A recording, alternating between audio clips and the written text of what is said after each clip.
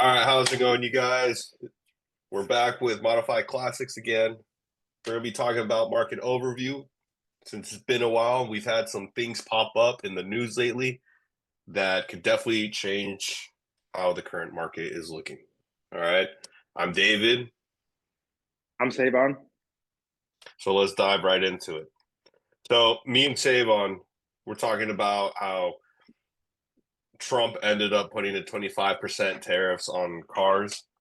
And Savon a couple months ago was talking about how this is not just for cars, right? We're not going to see this impact just the market itself, but whatever aftermarket or what's the word I'm looking for? Anything that extends what cars are, right? So, like you were saying, wheels, aftermarket parts. Yeah, replacement parts. I mean, like the thing is, it's not going to be just straight um, the performance industry. It'll be like your repair shops as well. You know what I mean? And it's like you're going to see your Auto Zones, your O'Reillys, your Napa Auto Parts store. They have third party uh, part suppliers. Like um, reproduction or refitted and cleaned up parts. You know what I mean? Reman parts. So you're going to start seeing a little bit of an increase on the prices on that kind of stuff, and that's always been an alternative to curb the expense of like OE replacement parts. Right? You get something that's like sort of OE, maybe reman, good enough. But now you're going to start to see an increase in price on those as well. And it's very similar to the COVID trends that we had before. It's just for a different reason, Right. right? I definitely Before agree. before it was like lack of product because supply chain issues, and now it's going to be another supply chain issue, not because lack of, but because there's going to be an increased tax or inflation put on it, if you will, right? So this is part of where when we talk about cars and them being assets for the future, it's because you always have somebody passing legislation that's going to affect the car market one way or another, even if it's environmental stuff or regulation, or now we have the tariffs. So it's like everyone's struggling for space and trying to pull equity from somewhere or another. Yeah. Someone's got to pay the cost, and it's always going to be us at some point. Front side, back side, or in the middle. We're always going to pay the cost to bridge that gap. Right. And like I just wanted to like lead forward on the fact of how this ends up impacting the market itself. Like, you know, if parts are going to go up, obviously restoring these cars is going to be a lot more expensive, right? Right. So not just of the demand itself, but if the price gets pushed, higher up once the said car is done, it also kind of lifts up the other markets because it shows what, let's say, a car that's not restored or that isn't in the best conditions, what it can be, right? It's almost like looking at houses nowadays, right? It's like I kind of had this thought of why are houses so expensive, and not just because of the adjustment of inflation, but like I reference Colombia a lot, but it's like houses in Colombia are going a lot, and it's more for the reason not for like inflation, but in the sense that they're being sold as businesses, right? It's like if you look at Airbnb, It it's it's becomes it's like a, an asset. exactly, Yeah. it's like it was already becoming an asset by all these, synthetic instruments and doing crazy leverage on it. And then now you have that mix in with Airbnb and just turning it into kind of a cash flowing asset, right? Right. So we keep saying it's kind of crazy because it's like it pulls us away from that market, but at the same time it also kind of makes sense because yes, anyone can kind of grab that house, rent it out, and create cash flow, and it could generate a lot of wealth and stuff like that. But the same thing with like the cars and this stuff, it's like what's going to be, before we were talking more about demand, and then now we're just talking about it's going to be more expensive to make these cars back to how they were originally. Right. It could be So it could be restoring them, just maintaining them, right? To me, like I said, I see it no different than if there was a huge legislation where they continue to push the emissions thing. Well, now your car has to be more emissions compliant or it gets right, phased out. So you're cutting supply in the market by phasing cars out. You're creating another burden for the ownership. So you're adding another investment for that owner. they're going to pass that down to the next owner, right? And then I know the Right. thing that people keep saying is like cars are not, they're not appreciating or they're not worth it, and whatever the case is, right? All these caveats to no, no, no, no. If you think about during COVID, like cars have done nothing but inflate and become more valuable. And I guess I want to hit it from the financial perspective in terms of like industrial finance, right? Like the industry of finance, like banks, right? During COVID, it was like they were before COVID rather. They were doing your traditional auto loans, just like Right. 110% LTV, right? Right. So loan to value. And then during COVID, it was like no less than 2 months, they changed that to 130%. So off Yeah. rip, you have cars at the peak of the market for value, and then you're willing to finance 20% additional, which is essentially additional advanced depreciation, right? Hmm. In a sense. Now we have a different market where it's like cars are still pretty expensive. They have kind of come down a little bit depending on what car you're looking at. But now your interest rates are 6.5% for tier one. So by Hmm. default, if you didn't buy that car in COVID times when it was 2% and the cars were a little bit higher, you're already paying way Right. more in interest Yeah. nowadays. So no matter what, the cars are still going to be going up in price. It might not be directly 100% the car all the time, but what's required to acquire that car is going to be a lot more resources every single time. Right. So now we have this mix of high interest rates, right? You have a pretty hot market that's only going to keep getting hotter because they're adding artificial restriction to the market by adding this tariff. So now companies are Yeah. going to start weighing, oh, do we really want to serve that market? Do we really want to send all the same units we want to that market? Who's to say big hitters are going to pull, they might pull a lot of their performance cars and they send one. Right. They'll send the eco boxes because they're safe. They're going to make money. They'll just, adjust it a little Yeah. bit. But the Right. specialty cars, they might pull 80, 90% of what they sent. So now you Right. have one performance car from that manufacturer, right? What's that going to do to the market? It's the same thing as the supply issue. It's not supply because they Yeah. can't build it. It's just not worth the money for them based off the analytics they run, right? On the back end. Right. No, and I wanted to touch back on the whole COVID and the change and just how you were focusing more on the interest rates, and I want to focus a little bit just on the price action, right? Nowadays, it's really hard finding investments that kind of give you exposure, but also give you different types of level of volatility. And, back in the early 2000s, you were able to invest in certain sectors that would outperform while majority of the market was, maybe not performing as well, right? That's really hard to find nowadays just simply because of what you're saying. There's a lot of artificial restriction, there's a lot of money that's being printed, and it's just kind of affecting everything. Realistically, the way that I see it is that there isn't really a right or wrong place to invest your money. You have people that fancy real estate, you have people that fancies equity, you have people that fancy bonds. It's like realistically, they all kind of do the same. And that's kind of like why we shine a little bit more light to these modern classics, because realistically, like you said, most people don't really think that they can gain value. But I beg to differ, because in 2020, during the pandemic, you saw the price action just skyrocket.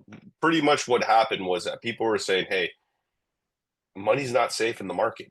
We need to go to things that are tangible.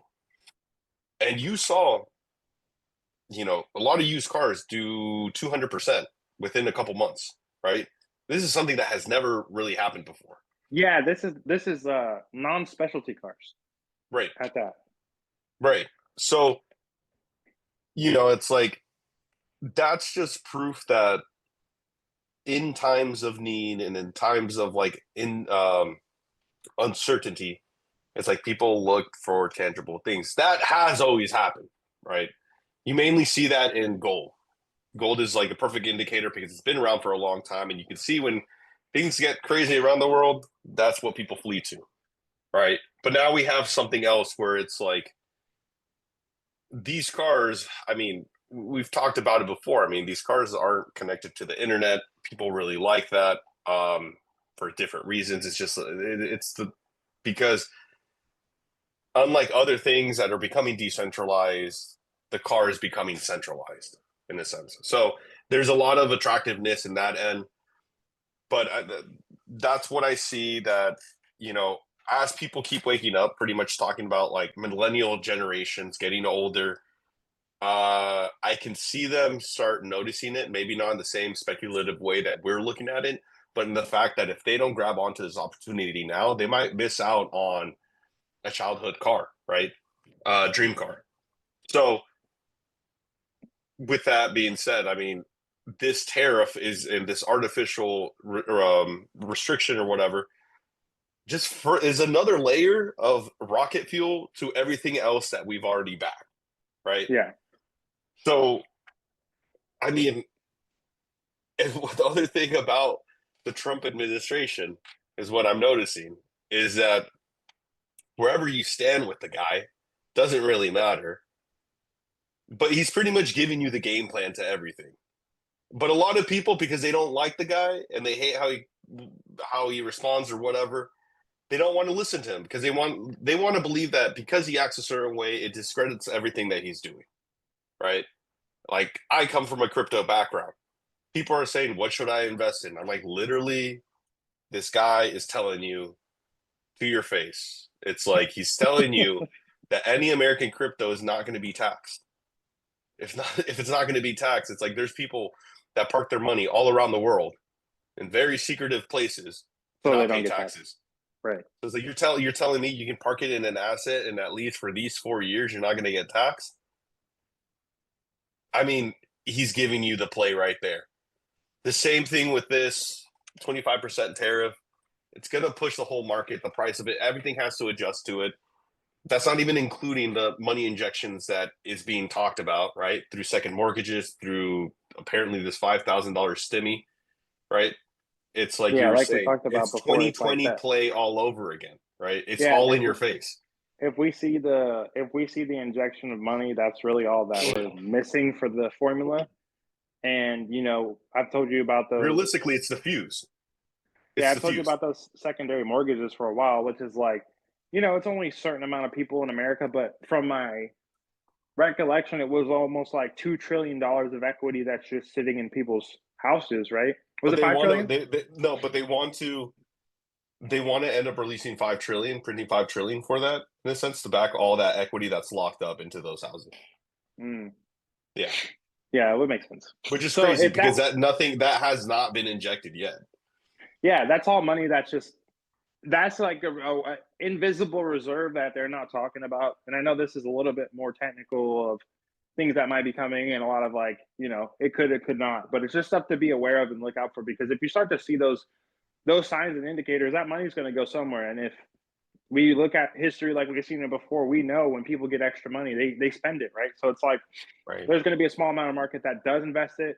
Maybe they buy another home or something like that. But a lot of people are going to buy that new car or a car. Absolutely. A lot of Absolutely. people are going to spend it on trips because, just like COVID, weirdly, we've had time and availability to travel, but with all the inflation and the extra taxes and all of the uncertainties, people haven't been traveling as much because it's expensive still, right? So if you get that $5,000 bump, and it's like for a household, everyone's getting 5 grand.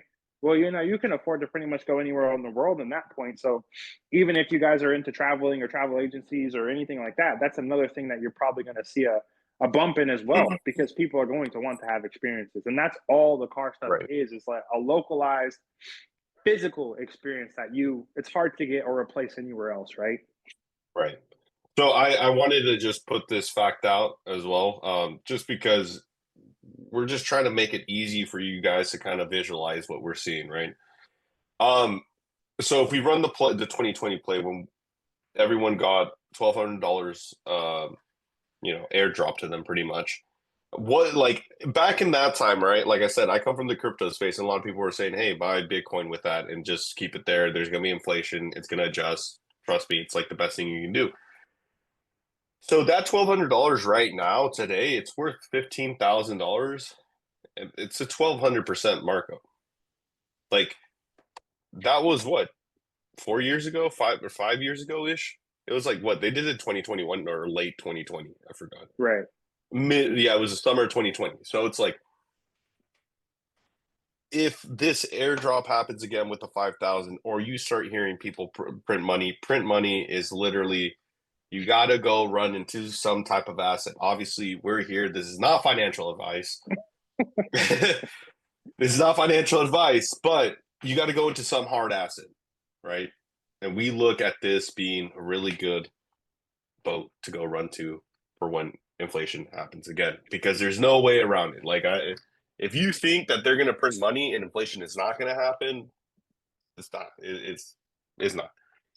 So Well, that's, without getting too far in the weeds, that's part of the issue with the inflationary thing, because if the government doesn't stop spending money and they don't stop printing money for the government, inflation is never going to get curbed because they don't stop right, burning the money. It's just right, what it is, right? So, if it is that 5 grand and you can put it in, and whether Bitcoin does another 1,200%, depending on the timeline, it's kind of irrelevant.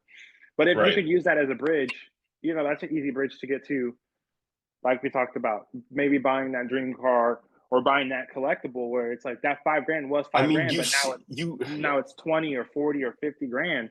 And the thing that was so elusive to you at a time, it's just a byproduct of just, positioning something that you weren't looking for in the first place. Right. So, um, and over time, it's like that you transition that money, money has no use other than to acquire things. So it's like if it's just sitting somewhere, it's just a ticking time bomb before it goes to zero if you're not invested. So transitioning that into a hard asset, it's one of those things, like there's risk everywhere with investments, but you could almost never lose 100% of your money with cars. It's almost impossible. So if you have good insurance, it could blow up, it can catch on fire. You get all your money back, right? right. You could sell it at a loss, let's just say 15% loss. That's still less of a loss than most people put their money in investments when they lose, right? So it's like, it's still relatively pretty safe. Most people don't like realize this, but like realistically, if you're parking your money in a bank, you're roughly losing like 8% a year. Right. So it's like, it's like, I don't know, 15, and that's if, right? That's just if for some reason the card doesn't gain value. It's like, which is still already very hard, right? I mean, but you see the signs that people are definitely starting to buy, and it's for just more of the pure interest parts. Like, I mean, I was in Sacramento this weekend, and I took a picture. I don't know if you saw it. You definitely saw it online, but it was like, I think like Monte Carlo in front of the IMAX theater, and it was at night. And I was telling the guy, I'm like, dude, really nice cars. I mean, they were wet. The paint was wet. Dude, they were immaculate, realistically. And it's funny because the guy told me, he's like, I just bought this last week. And then he's like, my buddy bought his like 3 months ago. And Jeez. it's like, and it's like homie had a kid, like they were doing little videos, walking around and stuff like that. It's like, And it's that's like like a car I from the 80s, like 85, 86, 87 or yes. something, This is like yeah, it was like an 85. I'm like, dude, they had to, you're not, I feel like for that car, they weren't paying anything less than 20 either, for you sure. know? If it's a So nice car already done, especially in California, easily 20 grand. And that's on the yeah, low side, if that's depending on the on low side. So it's like, what it is. if people are already willing to be paying for these prices, it's like, what is this going to mean when it's like, I mean, like obviously somebody restored these cars. Like these are not just original cars. It was definitely Yeah. restored. It's like just, I mean, you can see with what happened with Kendrick Lamar, with the whole G body and stuff like that. It's like I saw a video Which is too, or even a you sent perfect me. I think you example. sent it to me. The Yeah. guy in Oakland that's like sitting on like seven of them or something like that. Yeah. Yeah. It's like at this point, like he's sitting on a gold mine. Like a lot of them, they're not ready, right? Some of them are trash, but it's like what? All right, you rebuild them, all that stuff. What's that car worth now, right? It's like so. Even the The, perfect example of what you're talking about right now is, like we said before in the previous videos, of like the influence and trickle down of mainstream media and art, and usually screenplays and movies and things like that, and vehicles getting cemented in the culture as cool as like cultural icons. Who knew Kendrick Lamar was going to drop a video, or an album, and it was going to be about the GNX? Like, G bodies have always been cool. I think I don't even remember from the previous video, but I'm pretty sure, like I said, I have like the Monte Carlo SS. They've always just had a cool classic design. I I know like the just front on end. on a personal level, we've always shared those cars, like Yeah, to I each like other. Is that they like, have dude, T tops. I like that they have the swooping back end depending on the year and all that kind of stuff. And it's like, who would have guessed that Kendrick Lamar would have dropped anything, or anyone like that would have imprinted on the culture? Because he's not really a car dude. Right. Like, he's not known as being the car dude No, as like a no, rapper no. or artist. So it's like he just drops his tape, and then all of a sudden, like, boom, GNX on the map. Now, this weekend, like you were talking about, 3-4 months ago, he bought this. The homie bought it last month. How much of the GNX album had an effect on them? I feel like he did. Right, I can't afford the Right. GNX, so let me go get a Monty, because Monty's look the Right. same, right? So I'm gonna cop this And Monty. it's also giving the same type of it's kind of like the same aura in a different way, right? The whole thing that made like the GNX, like the car was that no car that was fast was made with that shape, right? So it's like it's kind of the same thing with the Monte Carlo. Like who's building a car truck, right? It's just kind of like that oddball, but it still had a lot of oomph behind it as well, you know? Yeah, so the Monty, it's like that's the affordable way to get into the G body. Right, You know, there's a bunch of right, different ones. So it's just interesting to see how that plays out. And it's like, even that, if there was five bros, and instead of them going to buy like a new Subaru or a new Honda, you know, they put 20-30 grand into the G body market. Well, now the people who have been facilitating and collecting, and they've been positioning themselves in the G body market for years, now they're capitalizing on things that are not even, they didn't even foresee coming. They just position themselves that way because maybe they're just purists and they love the culture, they love the car, so they just start collecting parts and cars. But from that, your byproduct is like a car that you could have bought for 1,500 bucks. Now you just sold for 20 grand, right, right? Very realistic, right, because nobody cared about, nobody even still, most people don't care about G body. You say G body, they're like, what's that? right. You know, so But if you mention Kendrick Lamar, they're like, oh, that car's sick, yeah, whatever. yeah, the GNX. You know, there's Oh something yeah, interesting. There's something also interesting that I see like a lot of. I mean, you see it a lot in like rappers and singers or whatever, and obviously it's part of their marketing and stuff.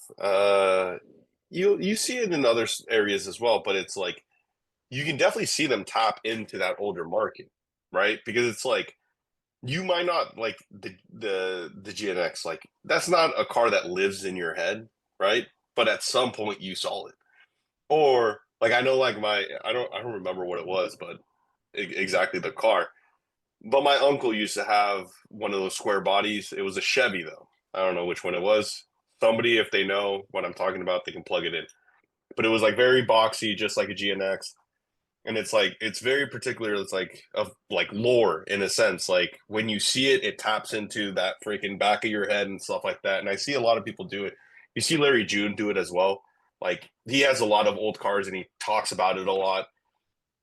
And I think it's like he has that iconic like 80s Corvette, right? And it's just like you don't have to be into cars, but there's just something about that like draws it to you because I mean when you're just a little youngin, you would see that car everywhere. I see a lot like this other artist. His name's Fade. His whole freaking branding is all stuff from like the 2000s in the late 90s. okay, And it's like he's blowing up, but I feel like that has a really big thing to do about it. It's almost the same thing with Pokemon too. It's like, and we reference Pokemon a lot, for sure. but it's like, yes, there's a younger crowd, but then like you have this returning crowd to be like, hey, I know more than you, type of thing. I could do this better. Like, who do you think you are, type of thing. So it's like, then you got all these 30-year-olds like doing YouTube videos and stuff like that of unboxings and or packing. It's like, and true, they have adult money now. So it's like, Yeah, but it just it's only makes that market bigger, it's also, realistically. it's also interesting too in a modern timeline, right? If you, just talking about rappers is a perfect, segue, talking about culture shifts and impacts and all that other stuff. Is like, I think in the early 2000s, the big hype was like Range Rovers, Hummers, 300, Lambos, this the Chrysler 300. 300. That's where I'm too, right? So Dodge has always been kind of it's a perfect example of a brand that's aligned with culture. For good or bad, it doesn't really matter. It has added equity to the company for sure. So it's like people are always about the SRT8, everything. People are about the 300, the freaking hood Rolls Royce type thing. And Right. once the Hellcat came out, it was like people weren't talking about driving Ferraris. People weren't talking about driving Lambos. They were like Hellcat this, Hellcat that, you know, Hellcat Durango, the Demon, that kind of stuff, right? Right. And then you know, it's like in real time. I feel like most car guys have seen the freaking arc of the Hellcat and Dodge. Like, was sort of interesting when it came out. Then rappers got on it. Now it's in your subconscious because it's all this loop of music of like Right. this rapper endorsed it, this person endorsed it. So now the culture is behind it because the rap culture has kind of pushed it, and that has elevated Hellcats to be envied to the level of like if you had every single Hellcat out there, it's like you're freaking Thanos with the Infinity Stones. You know what I'm saying? Like that's Right. cooler Right. than having one Lambo type of thing. Right. Or if you Right. bought a Demon, that's like cooler than having a Lambo. So it's interesting how certain events happen in companies. Some sometimes take advantage of it. Most of the time, they totally blank on it. They usually Yeah. miss the freaking bus on that one. So Dodge has been really good at capitalizing on that opportunity and scaling that brand SRT slash Hellcat to above Ferrari and Lambos in terms of culture, right? Right. No, and I think that the Hellcat is going to go down in history as being like a goat for sure. I don't think it. I know it. I feel it deep down that it's going to be like a 1969 Camaro in its own way, right? It's like because that is so particular of like the time of living, drive-ins, drag races, like down the boulevard, and it just has all that to it. Where it's like this is just a modern version of it, right? It's modern Well, classics, right?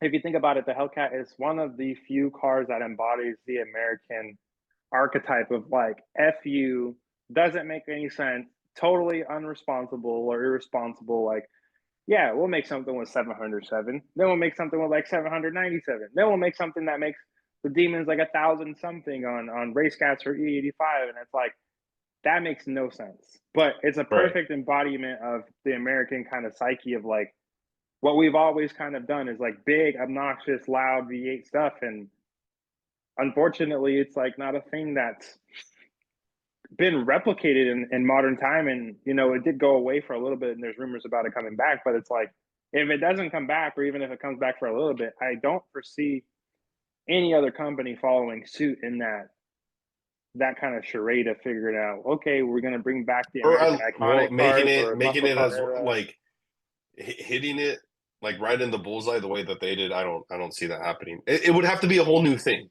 It's like Well, you and see the it's companies like Mustang is, Mustang is pretty kind of mid now. You see Camaro, the Chevy stuff. It's like Camaro is gone. oh The yeah. Corvette's pretty much the only thing left, and that's gone very exotic esque with the rear engine and like more track focused and that kind of thing. It's actually funny that Uh, you mentioned that thing about the Camaro because I literally just saw one this afternoon while driving, and I saw it. I'm just like, remember, like talking to myself, like, remember when everyone wanted that car? And I'm just like, that car used to be the shit, and then now it's just like you look at it on the road, and it's just like, yeah, whatever. It doesn't yeah, really do much anymore. it And I would somehow even got say, forgotten. and it's like I would even say, like you were saying with the Mustang too. It's like I look at it and I like it. Like I like everything about it, but it just doesn't give me that the tingling feeling inside like it did a couple years ago. And I think that's just strictly the shift in the branding, right? Like, I don't know who's been at the company for how long or when they left or whatnot, but it's definitely lost that kind of that sting power of like Dodge never lost that. It's like regardless of what's going on, Right. they didn't say, oh, let's do less Hellcat stuff. They're like, let's do more. Let's put it in as Yeah. much stuff as we can. So no matter if you like it or not, you always see those cars and there's some like there's definitely a vibe or aura to them, and you're like, damn, that thing is crazy regardless. Like you said, you look at the Mustang, it's kind of like, it's a Mustang. No, it's nothing impressive or special. Same thing. The Camaro's gone It now. just the The new one just Corvette is the only blends so thing. well into the public where it's like realistically to me it's like it's not even a new version of it. Like I know it because I'm into cars. But to anybody else it's like realistically it's like Yeah, yeah, it's like almost like a just facelift. blends. Yeah, it's like Yeah. a facelift version. So like they lost that. They used to do a lot more it's not spontaneous, but there was more collabs like Roush and Celine and all that kind of stuff, and they Right. had their own Shelbys and specialty stuff that made people they made their own lore, and they created and Yeah. repurposed some of the old heritage of the company and of Mustang, right? But they seem to be missing for a lot of those stuff nowadays. So the Hellcat is pretty much, and Dodge in general is pretty much the only company that's consistently not missed when it comes Right. to obnoxious. And we jump to the truck. It's like the TRX is just mental. It's wide. Right. It's freaking still got the Hellcat motor. It's 4x4. You can jump it. It's like, what the hell is that? That's just such a like Right. a freaking circus of an experience. Like it doesn't Yeah. make Yeah. any Yeah. kind of sense. Like, Yeah. Yeah. No, that's true. Well, all right. I want to, close this podcast out with a question. Obviously, we always do a question at the end, and to kind of tie it into what we were talking about a little bit earlier. If we do get these $5,000 stimmies, right? What would be a car that you would buy with those $5,000?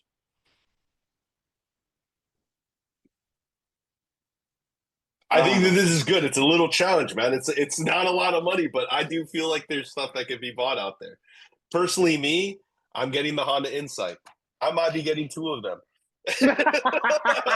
because they on clearance, double up. they're on clearance, man, and it's like it's a forgotten car, and it's like we looked into them. They have colors, they have manual transmissions, it's hybrid. It was one of the first hybrids, so it's like, dude, it's an OG Prius, and look how great the Prius did. It's just kind of like that thing that where we go backwards, it's going to get rediscovered.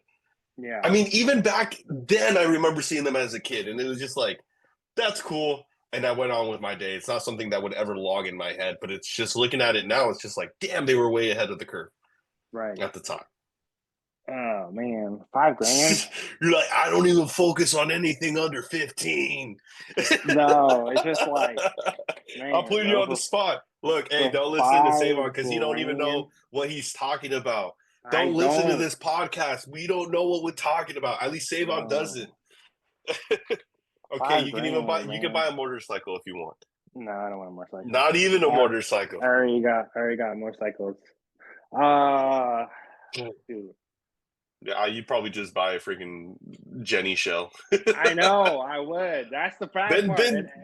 And that's okay. That's what I would do. Real All talk. right. Why I'm would you probably buy gonna a buy it. Jenny shell? Why would you buy a Jenny shell? Why would you just do that? Go with that. It doesn't even have to be a working car.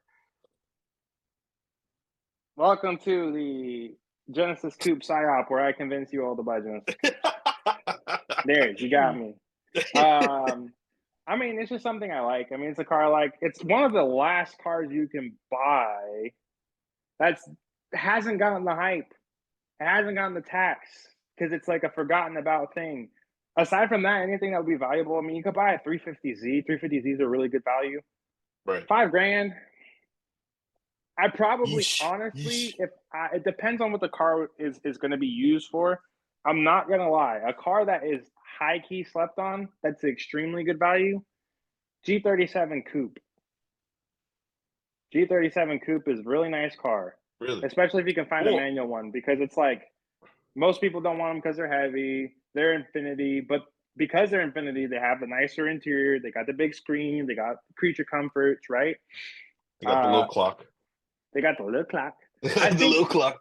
personally, I think it's a nice They car. I don't. mean, it's a really Infinity's nice done car. as well, right? Like it's not. They're done, right? I don't know that. I I don't know think anything about that. It was like that merger with them and Honda or something like that they're supposed to that have was happen. Nissan, Same shit. but I mean, it is Nissan, but is in. I think Infinity's done.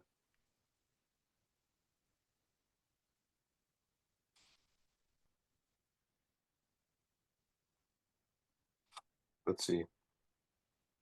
No, never mind. They're not done. So But yeah, they're in talks. They're in talks. okay. So I would probably go with that for like a modern car if I was being responsible with my money and not trying to max out the whole budget. I would say anything early 2000s, like I would say 2003 to 2005, and then you can go back to like 90, Right. 91 Lexus, super good value. So SC300, SC400, LS400, GS300, GS400, IS300 Sport Cross. That's sick because of the wagon. You get the autos for like 3-4 grand. Yeah. They're auto. So I would get something like that if I didn't want to max my budget out. I really like the SC400s. It's like back Right. then, Yeah. even now it still holds up. It has full power everything, power telescoping steering wheel, so it goes in and out, up and down. Like you can't even. It's hard pressed to find a car now that will do that. You know, a modern Right. car, sunroof, heated seats, leather, power up and down, like all kinds of adjustable stuff. Like those are super reliable cars. You could drive it for 300,000-400,000 miles without like huge problems. They're very comfortable. So anything Yeah. Lexus of that era, I would say would be a great buy. Well, there you have it, Not you gonna make a guys. bunch of money, but for a use case, it'd be cooler to have. Hey, it's a modern classic, though. You'll be a That's part true. of the club. You'll be part of the club, and that's the whole point. If you So get an there you SC have three it, you hundred, guys. SC300, poor man Supra, SC400, poor man Supra, or same chassis, you can get a Honda Insight. or you get Honda Insight. You might be able to get two of them, depending. That's my big sell on them. All right, The Costco sampler platter. exactly. You can get yourself a blue one. You can get yourself a green one. Right. But there you have it, you guys. We're glad that you guys tuned in and listening to this stuff. Trust us that the modern classics space is only going to get bigger. All right. So we'll catch you guys next time. Remember, all this stuff is not financial advice. Do your own research. We'll catch you next time. Oh, I don't have to And press anything.